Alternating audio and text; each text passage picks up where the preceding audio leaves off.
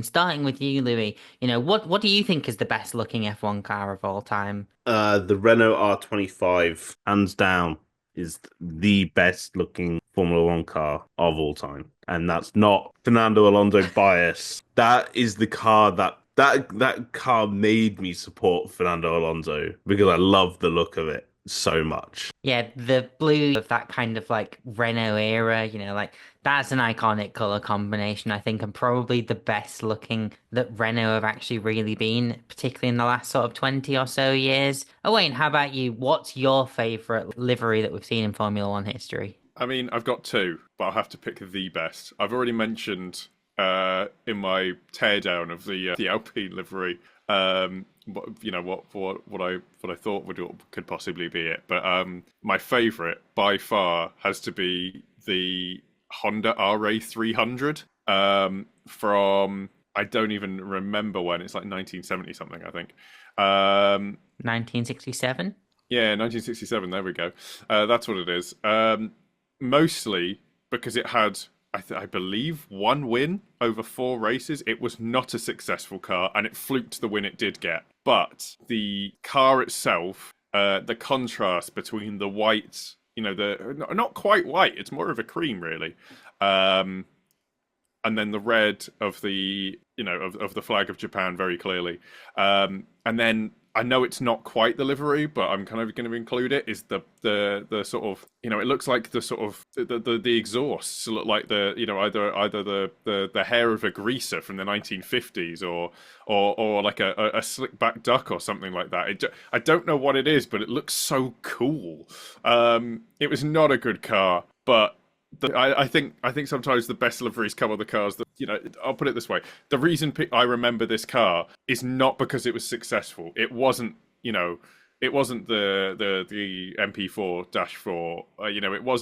It wasn't the W12. Was it the W12? Sorry, the Mercedes W11. It wasn't the various Red Bull. It's because it's bad, and the only thing that saves it is that gorgeous, gorgeous livery. Yeah, absolutely. A very historic. I wasn't, you've really pulled that one out of, the bag. Like I had, yeah, absolutely. Very niche, very historic, very unexpected. And the description of the sort of greaser slick back exhaust. Yeah, that's fantastic. Jawad, how about yourself? You kind of gave a bit of a hint, but yeah, I'm guessing. I've got a guess, but I want to know. Go on. Well, it's not Caterham if that's what you're thinking, but I guess what the Caterham was inspired by, and similar Owain's as well back in the 60s. I'm going to go with the 1966 Brabham BT19 with the green and gold livery. Like, as much as I love the Lotus 43,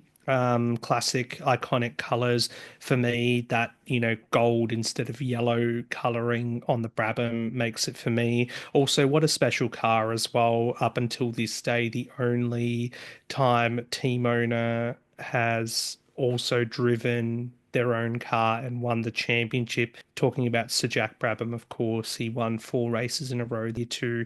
I think almost double the points that the second place John Surtees had. So, classic livery again, that 60s design aspect, no rear wings, yeah, for me, just those simple colors, the minimalism. We talk about the black and golds and the red and whites and whatnot. And yeah, for me, iconic. Love it. Lance Stroll could only dream of such a combination of colours and actual driver championship winning and things like that. Yeah, absolutely.